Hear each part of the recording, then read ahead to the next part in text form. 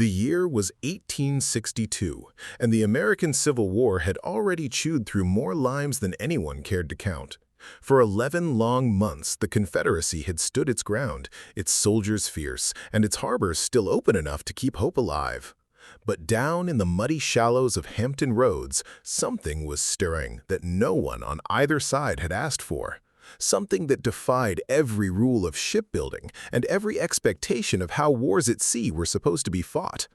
The Union hadn't just built a new weapon, it had launched a machine that by every sane measure of the day should have never left the dockyard alive. And once it did, the Confederacy's lifeline to the outside world began to unravel in ways no general in gray could stop. It started with panic. The kind that grips a capital when the enemy is at the gate and the Navy is suddenly useless. In early March, word reached Washington that the Confederates had raised the burned-out hulk of the old frigate Merrimac and turned her into something monstrous. They plated her with railroad iron, sloped her sides like a barn roof, and armed her with guns that could punch straight through wooden holes. They renamed her Virginia. And on the morning of March 8th, she steamed out into Hampton Roads like judgment itself. The Union fleet waiting there, sail frigates and steamers that had ruled the waves for decades, didn't stand a chance. The Cumberland went down with her colors still flying, rammed and torn open. The Congress caught fire and exploded in a roar that lit the night sky for miles. The Minnesota ran aground trying to escape, helpless. By nightfall, the Virginia sat unchallenged, her crew toasting victory while the wooden ships of the Union burned behind her. One more morning, they all knew, and she would finish the job. Washington itself felt suddenly naked. Up north, in the shipyards of Brooklyn, a Swedish-born engineer named John Ericsson had been working on an answer that most naval officers dismissed as lunacy. Ericsson wasn't a Navy man. He was an outsider, a tinkerer who had spent his life dreaming up machines that moved faster and struck harder than anyone thought possible. When the Navy Department finally listened to the rumors about the Virginia and put out a call for ironclad designs, Ericsson stepped forward with drawings that looked like they belonged in a fever dream. No masts worth speaking of, no sleek lines, just a flat iron deck barely rising above the water, a single revolving turret carrying two massive guns, and a hull shaped like a raft with a cheese box stuck on top. Critics called it Ericsson's Folly. They said it would roll over in the first swell, that the turret would jam, that the low freeboard would drown the crew before it ever fired a shot. Conventional wisdom said ironclads should look like floating fortresses, tall and imposing. Ericsson's creation looked like something the tide should have swallowed years ago. But President Lincoln, desperate and willing to gamble, gave the go-ahead. The contract was signed in October 1861. The ship had to be ready in 100 days. What followed was a race against time and disbelief. In a Greenpoint shipyard, carpenters, boilermakers, and machinists worked around the clock under lanterns that never went out. Iron plates arrived by the ton, rolled and riveted by men who barely slept. The turret alone was a marvel, 20 feet across, 8 inches of armor, mounted on a central spindle so it could spin like a lazy Susan no matter how the ship turned. Ericsson designed the whole thing from the keel up, calculating every pound of weight so the vessel would draw just 12 feet of water. Ericsson knew the Virginia drew more than 20. If his creation could survive the voyage south, it could go where the enemy could not. The crew began to assemble, mostly volunteers who had never seen anything like her. Lieutenant John Worden, a quiet, bearded officer with a reputation for cool nerves, took command. The men called her the Monitor, after the way she would watch and wait and strike. No one was sure she would even float. On January 30th, 1862, they launched her anyway. A crowd gathered along the East River, some cheering, others laying bets that she would sink before she cleared the pier. Ericsson stood on the deck himself, arms crossed, daring the water to prove him wrong. The Monitor slid down the ways, settled into the river, and stayed upright. She looked ridiculous, low, ugly, half submerged, but she floated. For the next few weeks, the yard swarmed with final touches. Guns mounted, engines tested, the turret swung through its full circle with a grinding roar. On February 25th, she was commissioned into the Navy. Worden's crew, 60 men strong, climbed aboard knowing they were sailing into history on a ship most of the world still thought impossible. The voyage south was nearly her end. On March 6th, the Monitor left New York under tow by the steamer Seth Low, accompanied by 2 gunboats. The seas off New Jersey turned ugly. Water poured over the low deck, flooding the engine room through every vent and hatch. The crew bailed with buckets and hands, fighting to keep the boilers lit. Pumps clogged. The turret leaked like a sieve. At one point, the towline parted in the dark, and the Monitor wallowed alone while waves broke across her deck. Men clung to whatever they could, praying the strange vessel wouldn't roll. By the time they limped into Hampton Roads on the night of March 8th, the ship was half swamped and the crew exhausted. But they had arrived, just in time. That night, the Virginia lay at anchor, her crew confident that morning would bring another slaughter. A few miles away, the Monitor anchored near the stranded Minnesota, her guns loaded, her turret trained toward the enemy. Worden had orders to protect the wooden ships at all costs. No one slept much. The men below decks listened to the water slapping against iron, wondering if their odd little vessel could really stand against the monster that had sunk 2 warships the day before. Dawn on March 9th broke gray and cold. The Virginia came out again, smoke curling from her stack, her ram still stained with the blood of the Cumberland's crew. She headed straight for the Minnesota, intent on finishing what she had started. Then, from the smoke and mist, a strange shape appeared, low in the water, turret glinting, black smoke from her own stack. Confederate sailors stared, unsure what they were seeing. One officer later wrote that it looked like a tin can on a shingle. The Monitor steamed directly between the Virginia and her prey. The first shot of the new age of naval warfare was about to be fired. The battle that followed lasted nearly 4 hours and changed everything. The 2 ironclads closed to point-blank range, circling each other like prize-fighters in a ring no one had ever built before. The Virginia's heavy guns thundered, slamming solid shot and shells into the Monitor's turret. The iron rang like a blacksmith's anvil, but the plates held. Inside the turret, the Union gunners, half-deaf and choking in smoke, loaded and fired as fast as they could crank the mechanism. Their own shots crashed against the Virginia's sloped armor, gouging but not penetrating. The ships traded blows at ranges so close that men could see the faces of their enemies through the gun ports. At one point, the Monitor's pilot house took a direct hit. Worden was standing there when the shell exploded. Blinded by powder and blood, he staggered back, calling for the ship to sheer off while he recovered. The executive officer took over and the fight went on. The Virginia tried to ram, but her deep draft made her sluggish in the shallow water. The Monitor, nimble despite her odd shape, danced around her. Neither ship could sink the other. The Virginia's armor held against the Monitor's guns. The Monitor's armor held against the Virginia's. It was a stalemate in steel and smoke.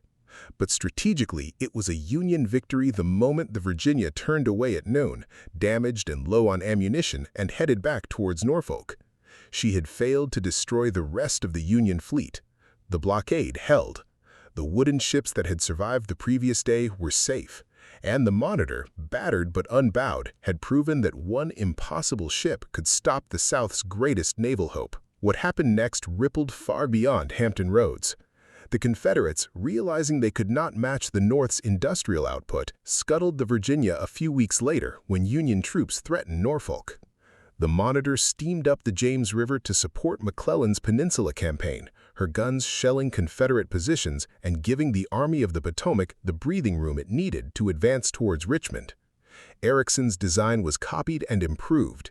Dozens more Monitors slid down the ways in the months that followed. They patrolled the coast, guarded the rivers, and tightened the noose of the Union blockade until southern ports became graveyards of rusting blockade runners. The psychological blow was even deeper. In Richmond and London and Paris, men who had bet on a quick Confederate victory began to recalculate. The South had bet everything on cotton and courage. The North had answered with factories and a machine that looked like it came from another century. Foreign governments that had been tempted to recognize the Confederacy held back.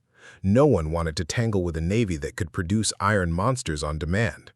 The Confederacy's economy, already strained, began to starve. Supplies that once slipped through the blockade now sat rotting on foreign wharves. Soldiers in the field felt the pinch. Fewer rifles, thinner rations, boots that fell apart after a single march. The river ironclads of the Western Theater, built earlier for the Union Army's Mississippi flotilla, were doing the same work inland, splitting the Confederacy in two. But it was the Monitor that had shown the world the future.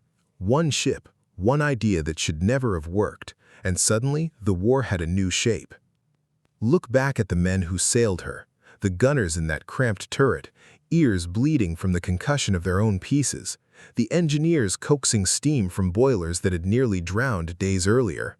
Warden, blinded but alive, refusing to leave the ship until the battle was won. Ericsson himself, pacing the Brooklyn yard long after the launch, knowing that every rivet he had driven was now carrying the weight of the Union cause. These were not superhuman figures. They were ordinary men who had been handed an extraordinary machine and told to make history with it. They did. And in doing so, they proved that ingenuity, speed, and sheer audacity could outweigh tradition and terrain. The Confederacy never recovered from that single morning. Its generals kept fighting with brilliance and bravery that still commands respect, but the sea lanes that fed their armies and carried their cotton to Europe were now patrolled by vessels the South could not match. The Monitor's descendants, larger, stronger, and more numerous, made sure of it.